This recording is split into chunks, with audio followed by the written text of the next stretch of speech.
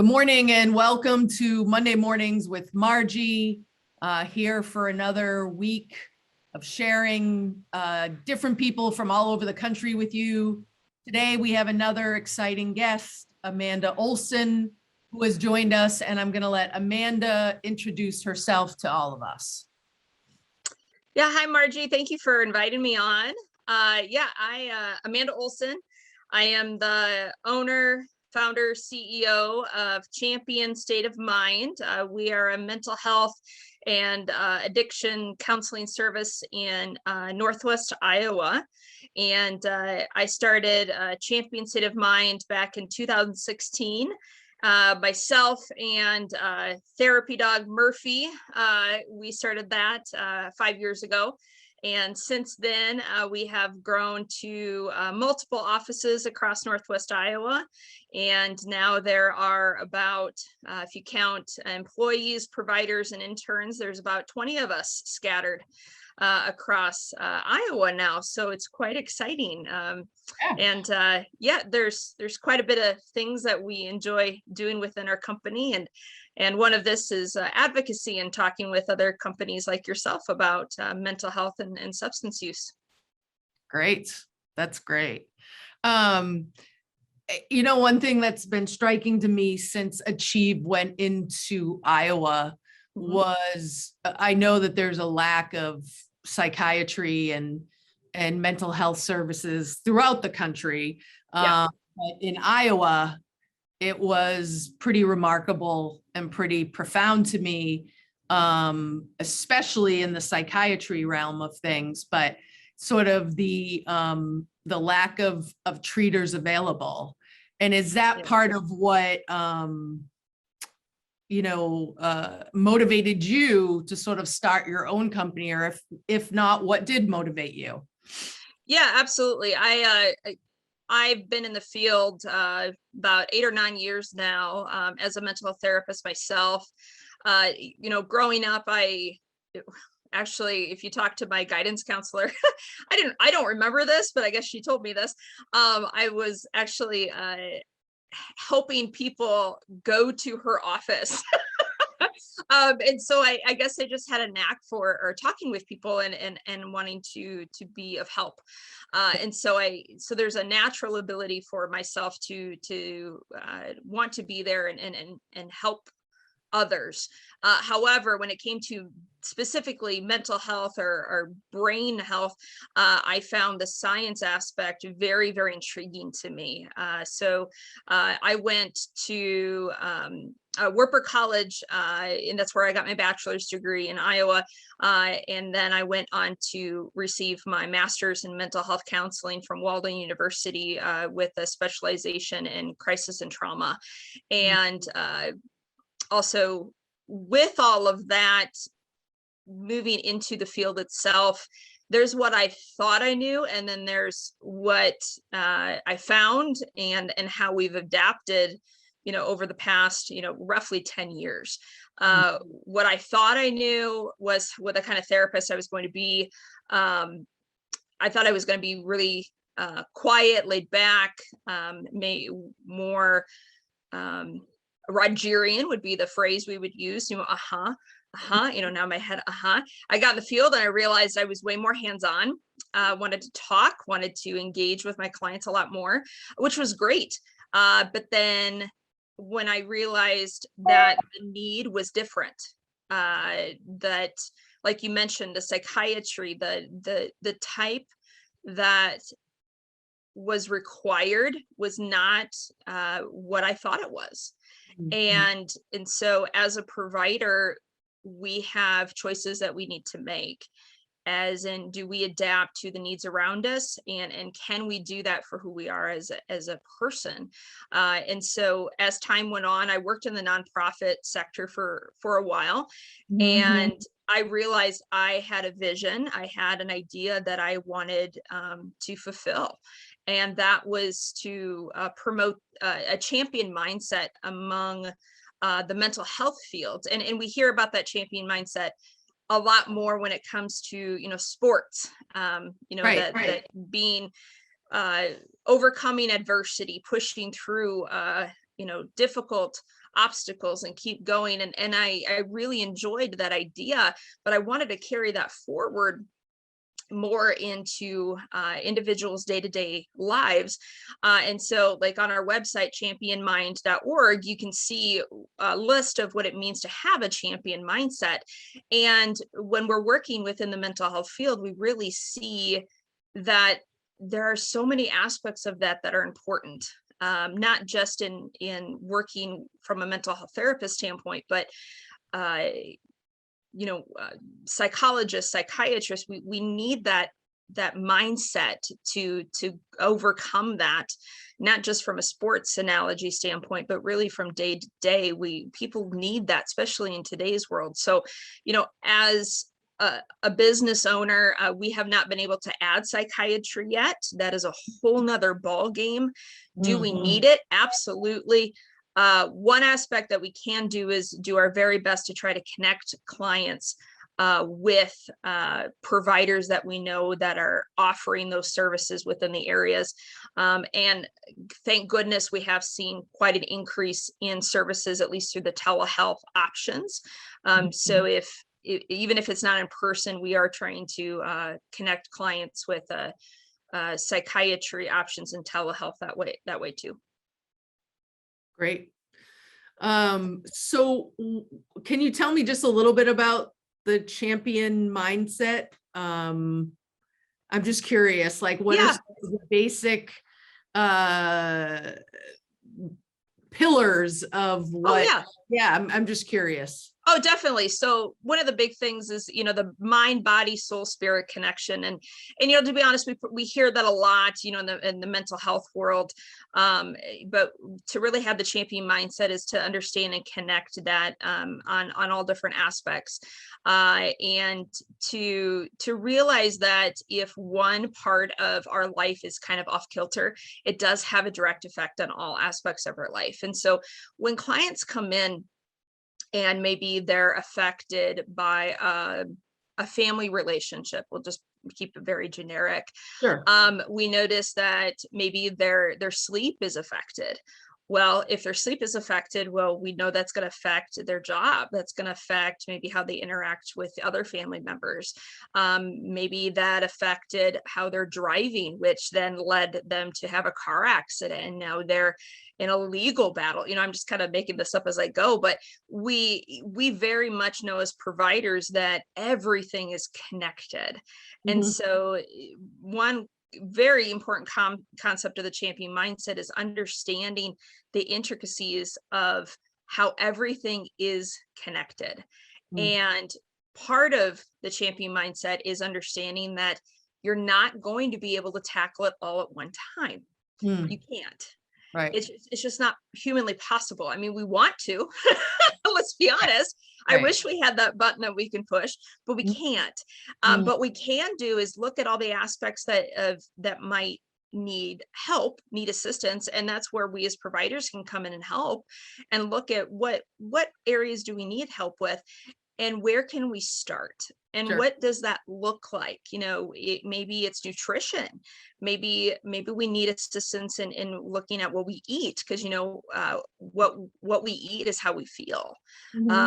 Somebody coming in and saying, I'm having problems in my relationship, but we want to talk about what I eat. Most people wouldn't think about that, but actually, that might be something that we need to look at first. But the champion mindset, we hear the word champion. And most people automatically think of sports, which is not wrong. Absolutely. Honestly, most people think we sell sports apparel when we drive by, which I think is quite funny. But it's supposed to instill the concept that every single day we have obstacles. They might be small, they might be large, but every person has obstacles. But a champion mindset looks at these obstacles and goes, okay, I'm going to face these obstacles head on. I'm going to do the best I can with what I have today. I'm going to make healthy choices on how to overcome those obstacles. And I'm not afraid to ask for help when I need to. Mm, That's another big one as well that I think a lot of people struggle with, especially when you look at the mental health and the sure. stigma that surrounds it. Is being the concept of a champion is asking for assistance. How can I improve? How can I get better? Right. And that's not a flaw. When we do that, that is a sign of strength, Mm, and we need to do that. And it's not, again, it's not just about sports. That's day to day. yeah. Yeah. It's in a lot of ways providing building blocks. Absolutely. When if you think about it and compare it to an athlete, athletes start with learning a skill and then they Mhm. build on that skill. Um, Yeah. they get better. So it's, providing those building blocks. And I agree with, again, comparing it to sports. People don't get better on their own, right? No. People's skills don't improve on their own. Yes, you can do certain things on your own, but part of what we all need is support and Mhm. mentorship and guidance from others. Mhm. And so I like it. I like how you explained it. And I like that you're out there promoting that way of thinking and sort of retraining how people go about their lives. So it's Mhm. nice to hear that you're out there Yeah. doing that. And one other thing that we do too is, in therapy, it might be a combination of different ways that we help people. Again, we work with addictions or substance use and also mental health.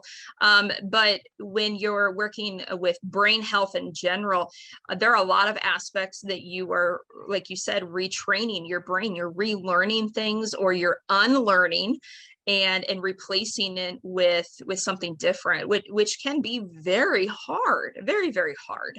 Mhm. And just like muscles, like if you're going to go to the gym and you're trying to build muscle, and just like that, our brain, when we're trying to build new connections in the brain, you don't just do a skill like a therapist or provider would teach you a skill. You don't Mhm. just do the skill one time and all of a sudden those Right, connections are there right. and poof, it's perfect, right? Mhm. No, our brain doesn't work like that. And it's not just automatic. Just like you don't go to the gym and I lift weights and boom, I'm a bodybuilder. That'd be really cool, right? If that's all it took.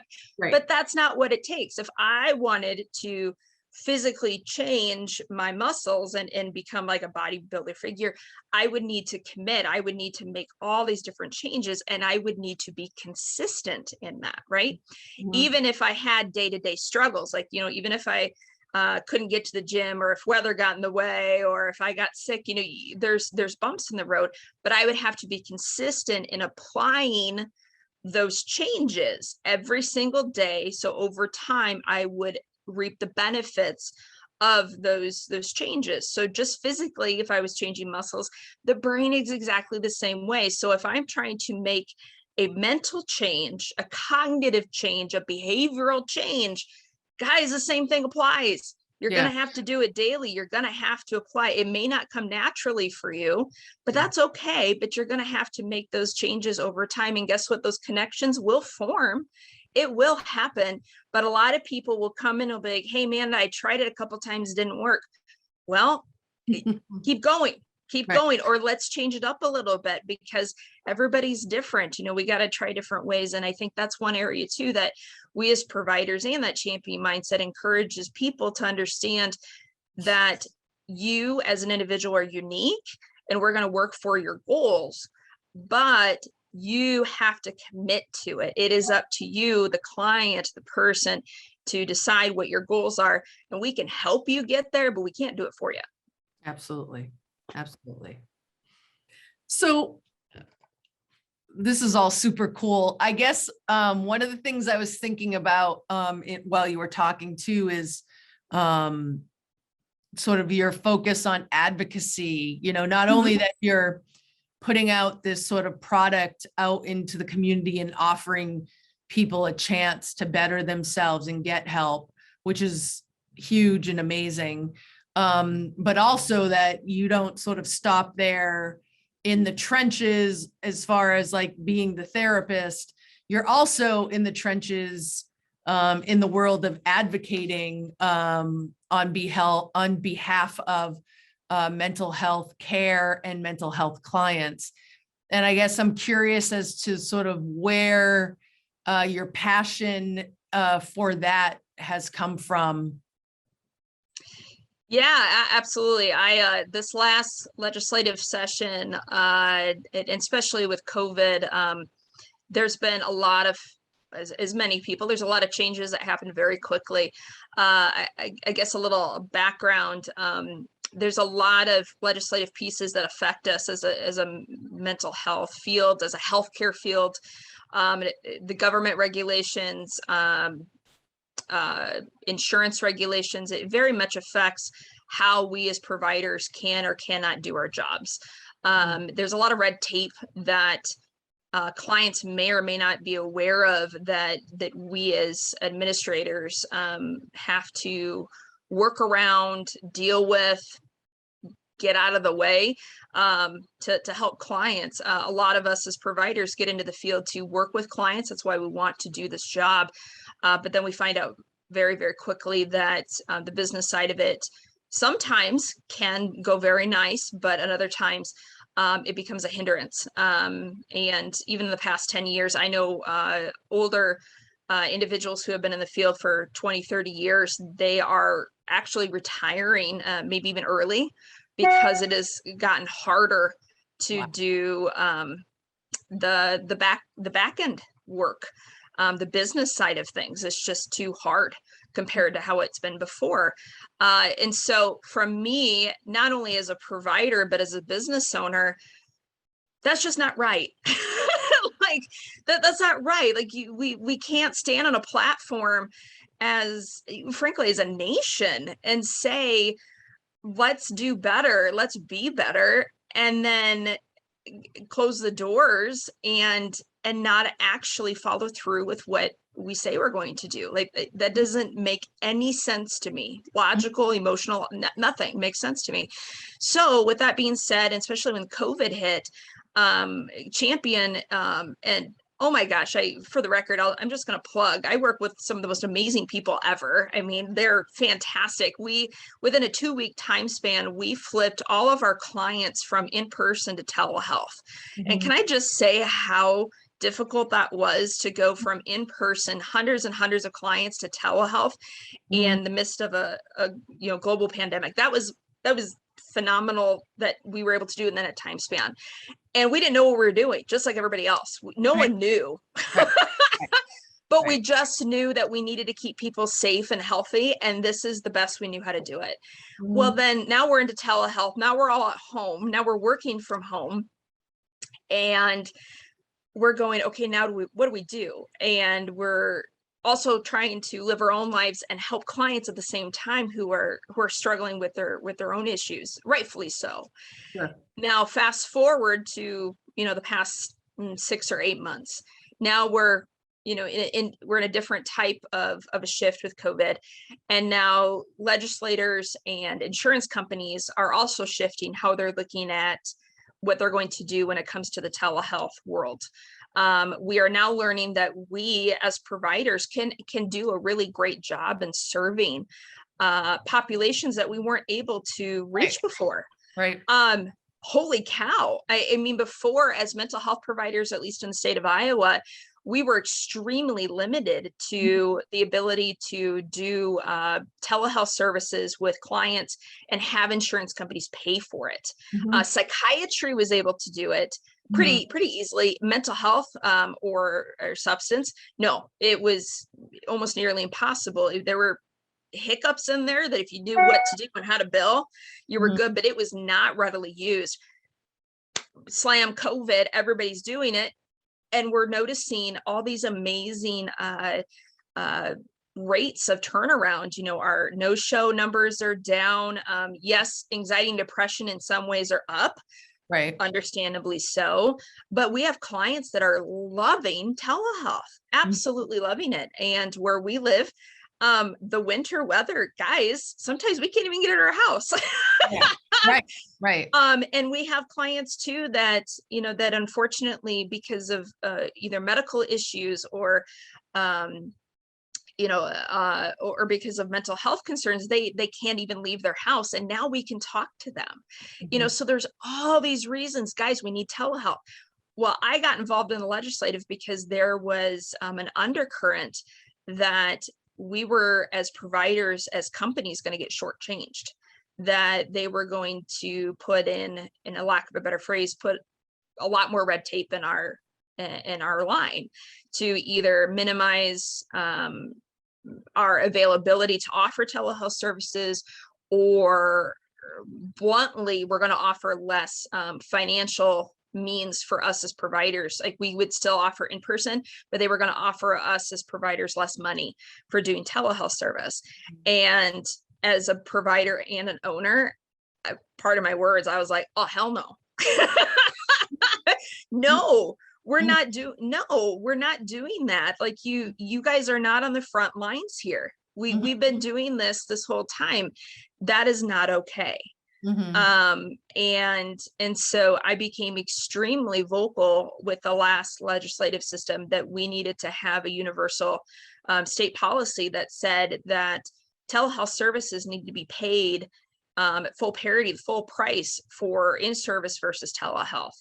And we got it. It did pass. It was not easy. There was a lot of back and forth, not gonna lie, but it did finally pass through Governor Reynolds' tax bill. She did get it through, so that's fantastic. Now we still are kind of waiting to see if individual insurance companies are going to put their own stipulations in as to what can and cannot be billed, or what it looks like for telehealth services. We just don't know, but it doesn't mean that we're going to stop fighting for the business side, or, for our clients, because this is ridiculous. Like, the clients need this service. We know that. We're on the front lines. We see this all the time.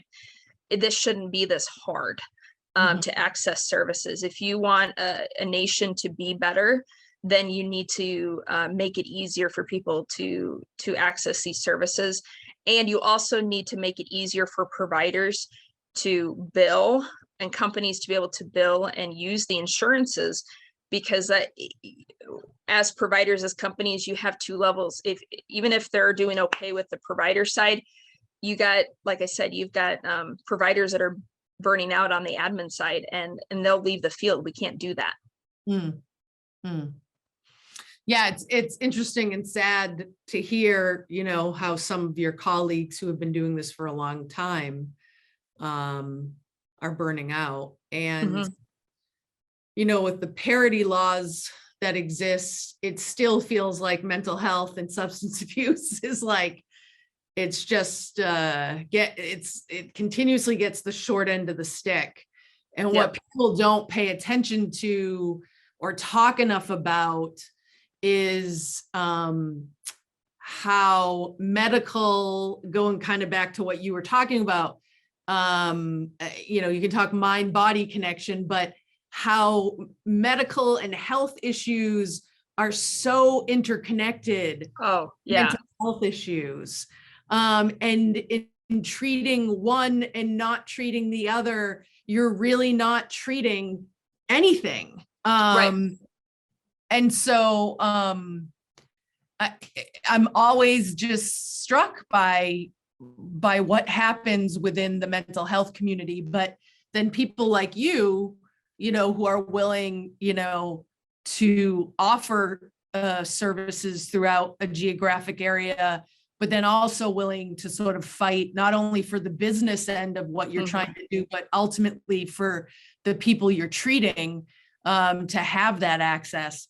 And, when you spoke about the no-show rate, I think that's huge. And that's a big part of it, especially in a state like Iowa, where there's a lot of rural areas where people don't have access to anything. Absolutely. Yeah. Where we live in rural communities where Champion's offices are rural communities. I was at one meeting where a gentleman said, I'm a farmer, and, accessing services is difficult for me, especially during, the harvest season. I have to get out of my tractor. I have to drive 3 hours to get to my provider to have an hour session, and then drive 3 hours back. if you're a farmer, that is, Yeah. no, Right. no, we don't do that. But they could literally sit in their truck Right. and get on their phone and have a session and still be doing their job. Yeah.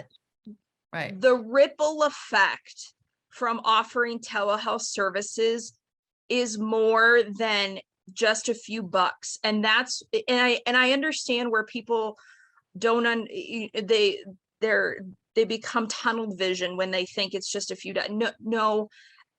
And that's why I become so passionate about it. It's so much more than, it's not just about a few bucks, because here's the other side. Those few bucks, at least from our business side, those add up. Mhm. Because us as providers, when we live in rural communities, we want to offer those services. We want to offer in person, but we want to offer telehealth because we understand that Mhm. we want to reach as many people as possible. Right. And we don't want to cap, oh, I'm sorry, we're not going to get as much money from this one. Mhm. So we're not, that's not ethical for us. Like, that's not okay. We're not going to do that. But those few dollars for those few sessions, that adds up. Mhm. And over time, if that adds up, if we lose money, and over time, we have to stay in business too. Right. This is a business, Right. we, and so when, larger companies are out there going, oh, it's just a few bucks, we'll short them a few bucks.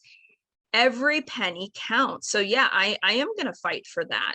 Mhm. And the other side, that mind body connection, there was one larger corporation that argued, that they as a company were going to lose millions of dollars if they paid telehealth at full parity. And I argued, I said, I'm not sure how you came up with that. In my mind, I'm not sure how you came up with that, given that we haven't been doing it for that long. I'm not sure how you can come up with those numbers. I'm not sure. But the other part of it is, are you even talking about the money that you're going to save by people actually taking care of their brain health? Because it should cut down on your emergency room visits. It should cut down on your inpatient services. It should save you money in all these aspects, or people, having other physical ailments that are affecting their body because their mind is healthier. But they left that part out. Surprisingly, but it does go back to that. It's all back to that. And again, we know that, we're very vocal about that. We see that day in and day out with our clients. Mhm. And we're going to keep fighting the good fight for them. But it takes people like yourself to get us out there to talk about this. But rural communities, we need in person just as much as we need telehealth. Mhm. And at least champion too. I firmly believe that one of the best things we can do in smaller communities is to invest in our communities back here at home, because if you do that, you're going to find these people are going to come back home. Mhm. And if you invest in the people that are here, they're going to come back and invest in the community again. And so because trying to get people to move to rural from when they never been in rural doesn't work. Mhm. Not really. I mean, you can try to attract it, but you're going to have to give a lot of incentives. Most people tend to go back to areas where their family's from. Yeah. And we know that. Mhm. So if you want to find people that are going to stay around in your communities, invest in your people. We're here, they're there. And then if we need additional services, that's where telehealth is such a phenomenal option too, because somebody from across the state can still talk to somebody else. And we can fill in those gaps when we need it. So I'm just been a huge advocate for it. I don't know why we would cap it. Yeah. And two thoughts I have on that, and then I have another question for you. Sure. The first thing is that I've done interviews with other people from Iowa who have talked about in rural Iowa that people don't like going to clinics or therapy offices because everybody knows everybody and they don't want their car to be seen in the parking lot or them being seen coming in and out, obviously, because there's still stigma, right? Yep. And so I'm thinking like telehealth is another way that for people who, want to keep their confidentiality, that they're going through a hard time or they're seeking out help, can do that Mhm. without having that fear that, someone's seeing them coming out of the therapist's office. Yep. And so that was just one thought. And then the second thought I was having was, just because there's a therapist in your area, it doesn't mean that that therapist is the right match for you. No, And I would agree. that they have the specialty that you yourself need. So Yes. to be able to access a therapist from a different part of Iowa who Mhm. has a specialty in whatever issue you're experiencing, and or you just relate better to, Mhm. that's all really important in helping people get better. So there's just so many Yes. layers to how this helps. Oh, I completely agree with the comments you just said. Yeah, we have people that one of our office, like our main office where we're at, we share the office with a chiropractor. And so some people will actually say, I'm going to the chiropractor, Yeah. but they're actually coming to see us, which Yeah. we don't care. That's fine. Yeah. But yeah, people know their cars. Yeah. So they drive by and they'll, people are nosy. I don't care who Yeah. you are. It's a small community. People know people and they know Mhm. their vehicles. So telehealth definitely offers that confidentiality aspect. Another thing to keep in mind too, if you have a situation where there's a domestic violence situation going on, and they know cars, and they're looking for them, if you have a telehealth option, you can be more discreet in Sure. that you're not worried about where the vehicles are. So that's something to keep in mind as well. So it's not even about, confidentiality just from, your nosy neighbor. Sometimes it's a safety issue Sure. that we keep that in mind too. So another positive there. And uh, oh no, there goes my brain. Sorry, I had a moment. What was your second point? The second point was around specialties. Yes, specialties. Yeah. Thank you. The specialties, yes, absolutely. Just because there's a therapist or a provider in your area doesn't mean that they are a specialist in what you need, or they're a good fit for you, or there might be a conflict of interest. If you work in the area that you live, it may not be what you need. And so if you have a telehealth option, you can definitely reach out and maybe find a better fit for you. App happens all the time. We try to bring more in-person people to give it more variety, but it is what it is. When you live in a larger city, you might have more options. Sure. But we are doing the best we can with what we have. We have the technology. Let's utilize it. That's great. Sure. So my final question to you is, if you were talking to providers in Iowa or other states, where there continue to be issues with access to care, specifically mental health and substance abuse care, what are a couple things that you would suggest they do to advocate sort of on behalf of themselves as providers and maybe business owners, and also in advocating for their patients simultaneously? What would you suggest to them that you found helpful in your process of advocating? Yeah, I think number one, if and when you have an opportunity to connect with your local legislators, definitely do that. Get to, and honestly, I wasn't 100%. I didn't dive into it until recently, but I knew I needed to do something. I needed to take a more hands-on approach, and I'm so happy that I did, because two reasons. One, it's just about the baseline of being an active citizen in your community, and number two, if you want to be known as somebody that can be looked to as an expert in your field, these legislators need to know those people. So if something comes up in their job and they have a question about, mental health, substance use addiction, they can go, oh, hey, that Amanda gal, I remember her. Yeah, she wore that pink jacket at that thing. I think I got her card somewhere. Okay, we all do that, right? You remember something about somebody. You want to be the name that they remember. because they're going to come to you and ask these questions. Mhm. And you want to have that contact with them. You can also very much get involved with the different local organizations within the state and national too, but definitely the state. You know, the ACA, National Board of mental health counselors, social workers, substance use. There's all these different boards that you can get in contact with because they have different individuals that work on the legislative end that kind of keep you up to date, because there's a lot of jargon that I didn't understand right away. Yeah. And so it's good to ask questions. Sure. And then, advocating for ourselves and clients. Number one, very much,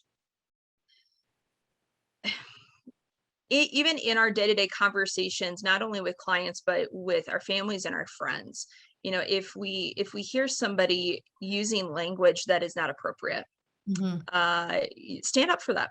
That's the only way to really to get change. We can post something on Facebook, okay, we can, but we can offer education that way. But one of the best ways to really initiate change is that one-on-one with people. Sure. And it's not just correction, it's educating them, it's teaching them Mhm. that there are different ways to look at things, or offer them a different opinion that they might want to consider. And especially in Iowa, we have lots of places too, but we have a variety of different personalities, opinions, and that's okay.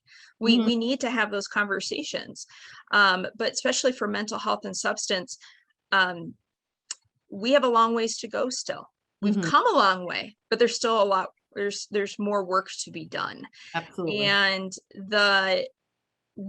our voices have to be stronger than the oppressing voices that are out there. We have to stand up and say something. We have to be heard.